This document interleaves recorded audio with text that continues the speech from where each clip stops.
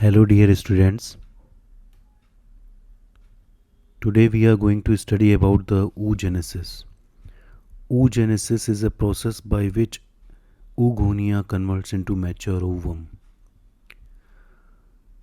Primordial germ cells which derived from the epiblast starts to migrate from the yolk sac towards the developing primitive gonad around the 4 to 6 weeks of gestation, and during this migration, when they invested with these supporting cells, they starts mitosis, and after mitotic divisions they convert into the oogonia, and oogonia again undergo repetitive mitotic divisions to form a cluster of oogonial cells and primary oocytes at around the third month of gestation. This cluster of oogonial cells is surrounded by a layer of flat follicular epithelial cells which are derived from the surface epithelium of the ovary, and due to the repetitive mitotic divisions around 5th month of gestation, the number of oogonia and primary oocyte reaches their peak, and the peak is around the 7 million of cells. After this, they start to degenerate and most of them become atretic, and only 1/10 of the oogonia and primary oocyte remain, and the number of count is 0.6 to 0.8 million numbers. Near birth, all primary oocyte enter in the prophase of meiosis 1. However, it gets arrested in the diplotin stage until puberty. This arrest of the meiosis 1 is caused by the oocyte maturation inhibitor which is secreted from the follicular cell. So under the effect of OMI, meiosis 1 get arrested in the diplotin or resting stage, and the primary oocyte during this resting period grow in size, and the nucleus become large with lacy chromatin and a larger size of nucleolus. This lacy chromatin give the appearance of the nucleus as a vesicular nuclei, and this is known as germinal vesicle. The nucleus of the primary oocyte is also known as germinal vesicle. It is surrounded by a large amount of cytoplasm, pale eosinophilic cytoplasm, and a thin layer of follicular epithelial cells, flat follicular epithelial cells. This stage is known as primordial follicle. During this stage, the number of chromosome remains 46. However, the amount of DNA increases, and DNA and the chromosome duplication occurs, which results in the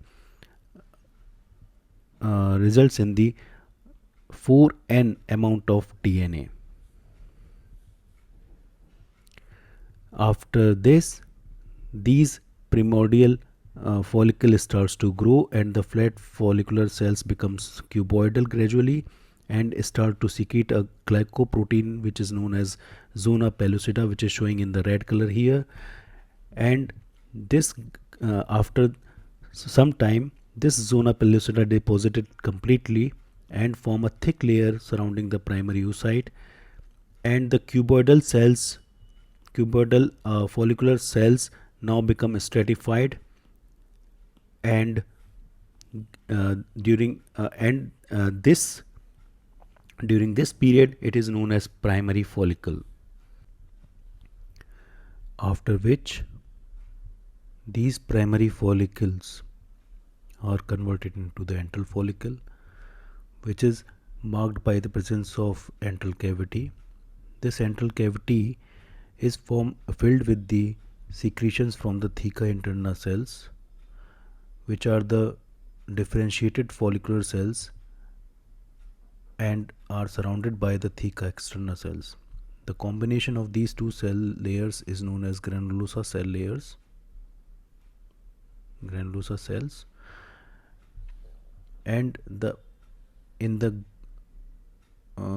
later stages, this antral cavity further enlarges in size and it fills with a larger amount of fluid which is secreted from the theca interna cells.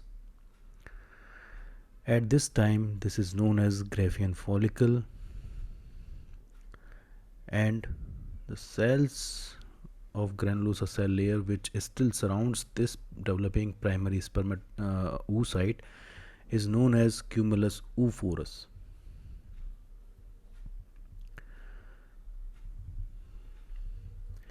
During the childhood until the attainment of puberty, only 40,000 Graafian follicle remains from the initial count of 0.6 to 0.8 million, and out of these 40,000 Graafian follicles, only less than 500 will be ovulated in the whole lifespan from the menarche to the menopause of a female.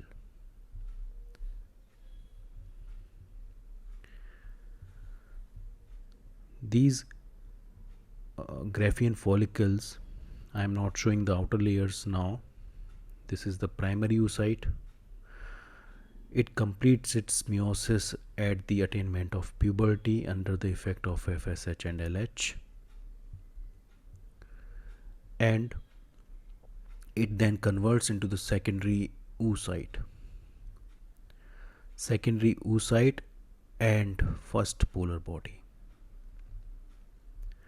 The secondary oocyte contains 23 number of chromosome, and first polar body also contains 23 number of chromosomes. These secondary oocytes have large amount of cytoplasm. However, the first polar body, which lies inside the perivitelline space, has no cytoplasm. This secondary oocyte then undergoes into the meiotic II division. This meiotic II division undergo a metaphase arrest. At this time, arrest is metaphase 2. Initially, the arrest was prophase 1 in the meiosis 1, and at this time, arrest in the metaphase 2. And this arrest occurs approximately 3 hours before the ovulation. When the ovulation occurs, the secondary oocyte releases in the fallopian tube of the mother, and when it reaches to the ampulla of the fallopian tube where the fertilization occurs. If fertilization occurs, then secondary oocyte completes its meiosis II, and then secondary oocyte forms a definitive oocyte with 1n chromosome, 1n number of amount of DNA with 23 number of chromosomes, and this definitive oocyte, when fertilization completes, becomes 2n again. And after the fertilization, meiosis II completes, and sperm and this ovum otherwise degenerates within 24 hour after the ovulation if there is no fertilization. So we have learned that how primordial germ cells starts their mitotic divisions before birth, and these primordial germ cells converts into oogonia with the help of mitotic divisions. then DNA synthesis occurs, and primary oocyte forms. This all occurs before the birth. This all processes occurs before birth.